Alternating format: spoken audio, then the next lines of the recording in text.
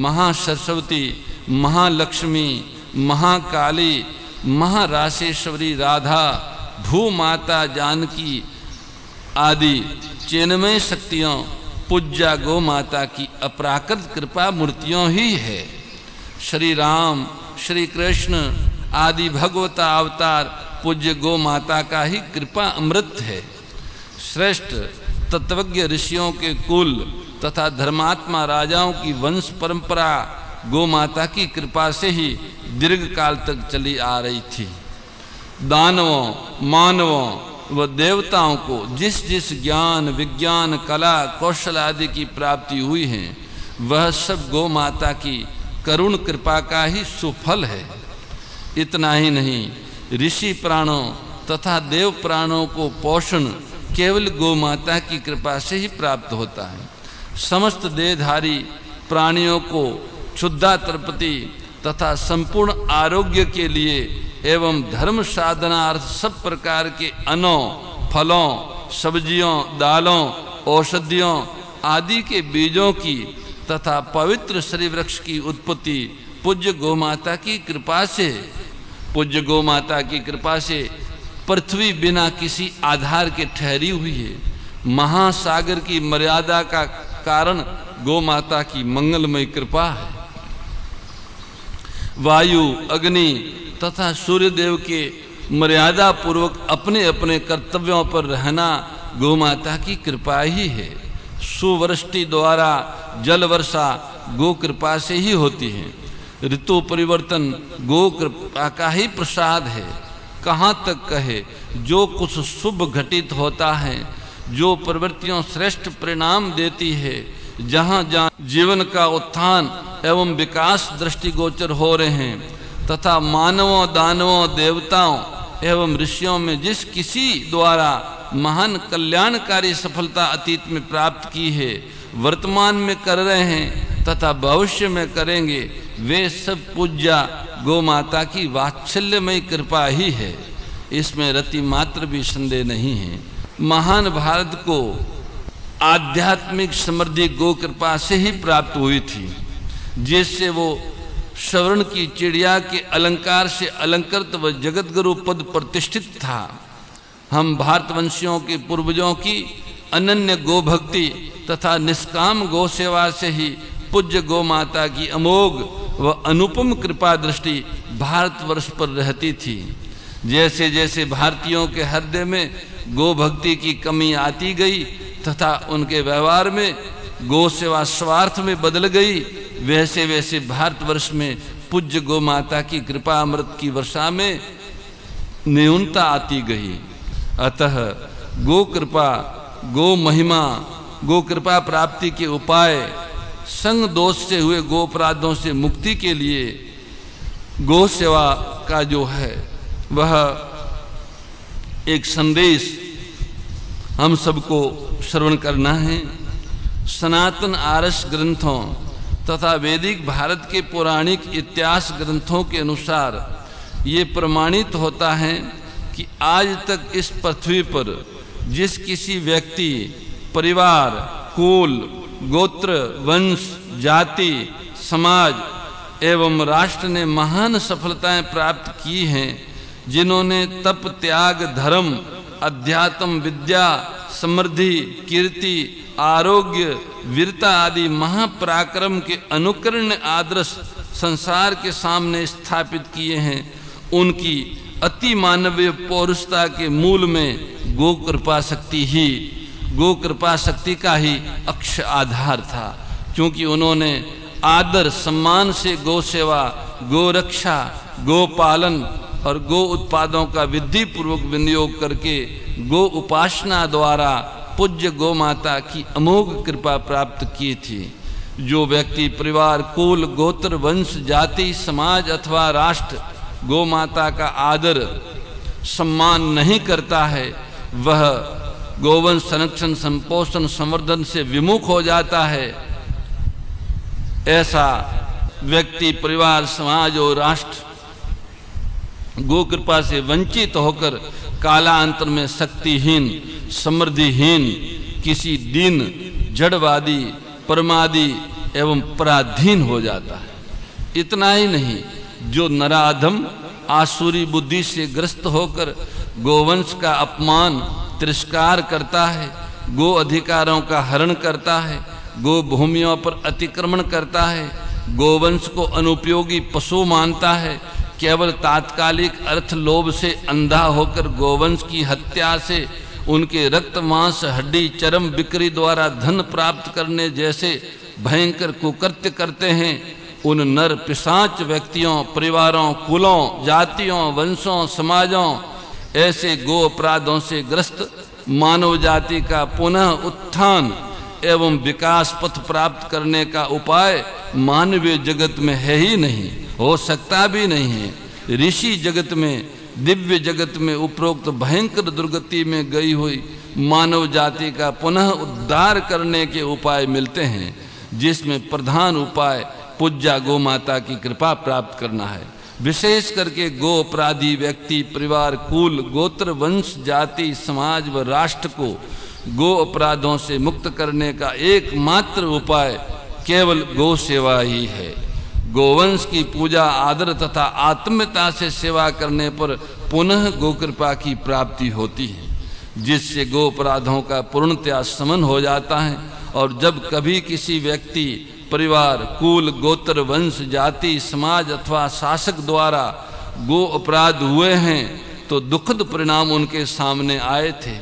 ऐसे सैकड़ों प्रमाण पृथ्वी के पौराणिक इतिहास में प्राप्त होते हैं।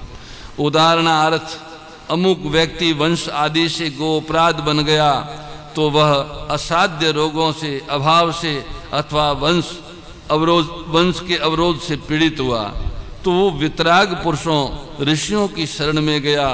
उन ऋतंबरा प्रज्ञा प्राप्त महापुरुषों ने गो अपराधों के पापों का प्रायश्चित करने का उपाय आदर, सम्मान, आत्मीयता के साथ पूज्य भाव से गो सेवा करना बताया कि इस तरह से गो सेवा करोगे तो गो अपराधों से मुक्त हो जाओगे और मनोकामनाएं पूर्ण होगी। श्रद्धा भाव पूर्वक गो सेवा करने से पूज्य गो माता की कृपा दृष्टि हुई, जिससे उनको अपना अपना अभिष्ट प्राप्त हुआ।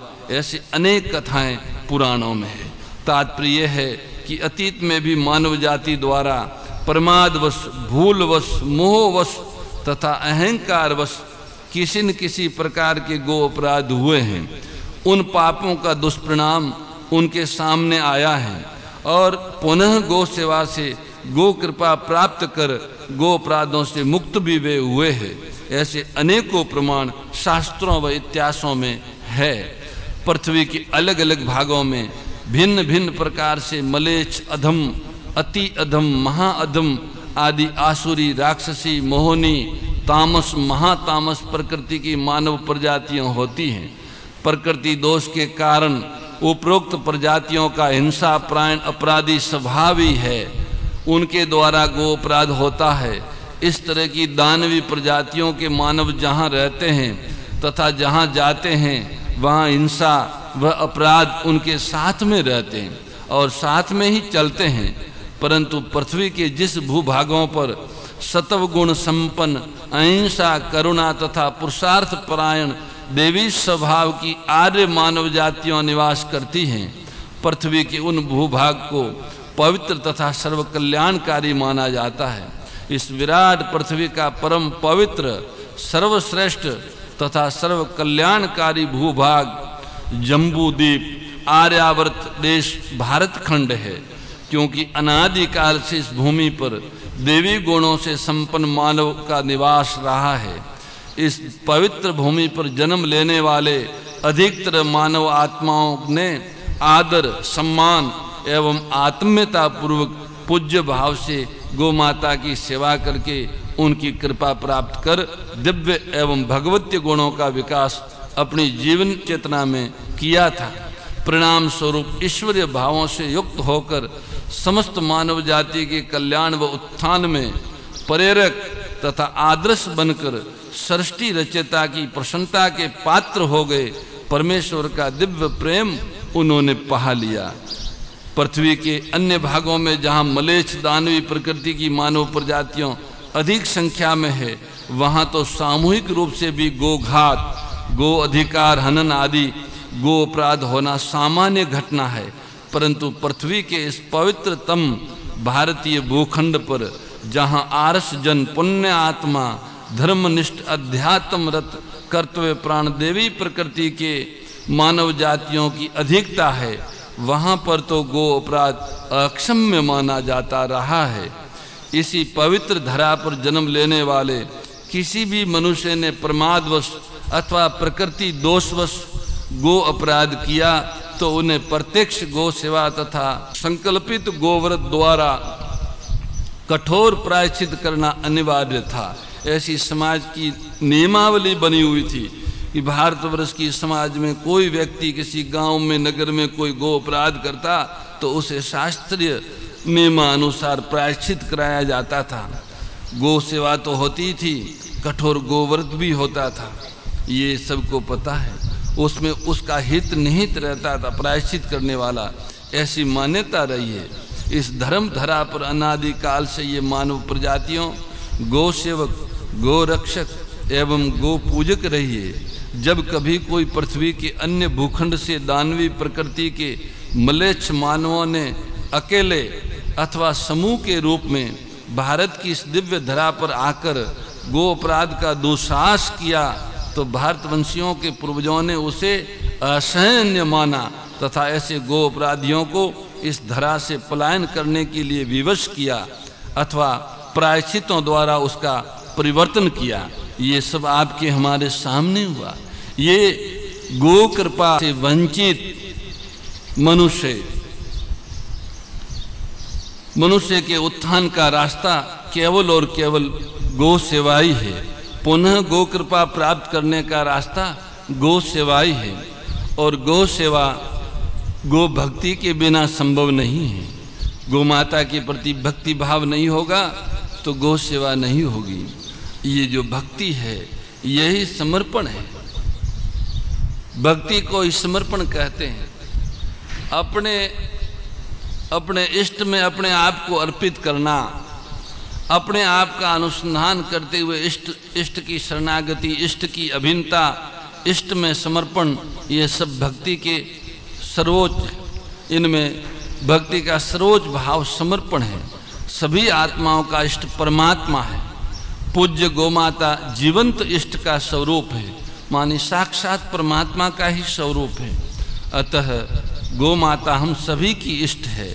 विशेष करके हिंदू जाति की तो पहचान ही गो भक्ति से होती है। गोसु भक्ति रियेद यश्च, जो भक्त नहीं है, जिनमें गोवंश के प्रति समर्पण नहीं है, वह हिंदू नहीं हो सकता। ऐसे हमारे पूर्वजों द्वारा निश्चित परीक्षण किया गया है।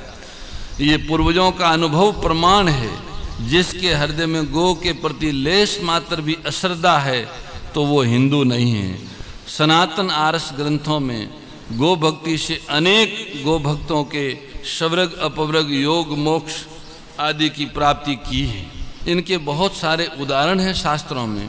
भक्ति के अनेक अंग हैं, उसमें एक प्रधान अंग है उपासना। अपने इष्ट की शास्त्रीय विधि से आराधना करने को उपासना कहते हैं। उपासना से उपासक को उपास्य का सामीप्य प्राप्त होता है। भक्त अपने भगवान को प्रसन्न करने का विविध प्रयास करता है।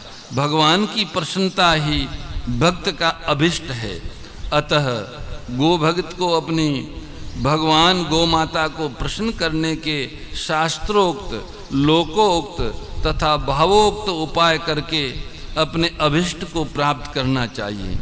यद्यपि सर्वेश्वर भगवान की प्रसन्नता किसी देश काल वस्तु की अपेक्षा नहीं रखती, इष्ट प्रसन्नता का वास्तविक साधन तो सर्वस्व समर्पण आत्मीयता ही है।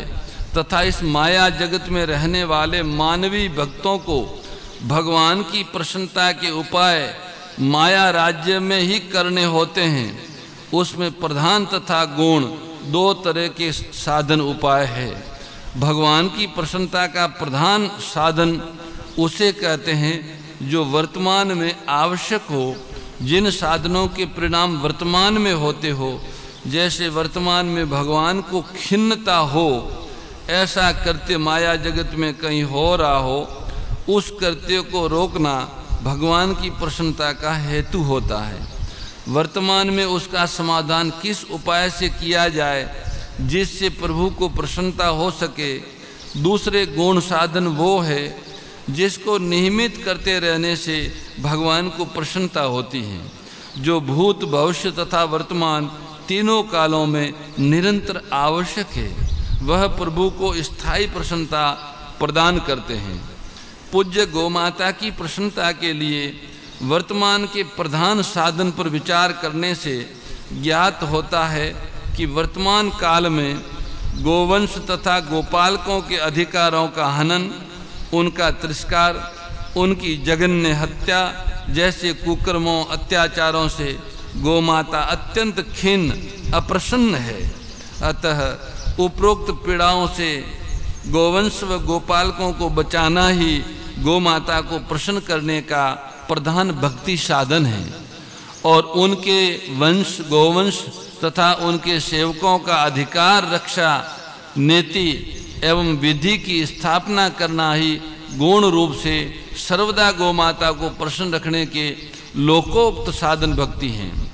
तन मन धन से गोवंश की सेवा करना भावोक्त साधन भक्ति है और इन दोनों साधनों का आधार शास्त्रोक्त विधि गोमाता की उपासना करना, शास्त्र सम्मत गोमाता के दिव्य स्वरूप को स्वीकार करने से ही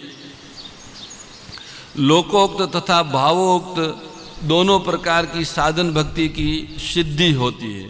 आसुर भाव विनाशिनी नाशिनी तमरजनी, ओ मैया नाशिनी तमरजनी, दैवी सद्गुणदायिनी,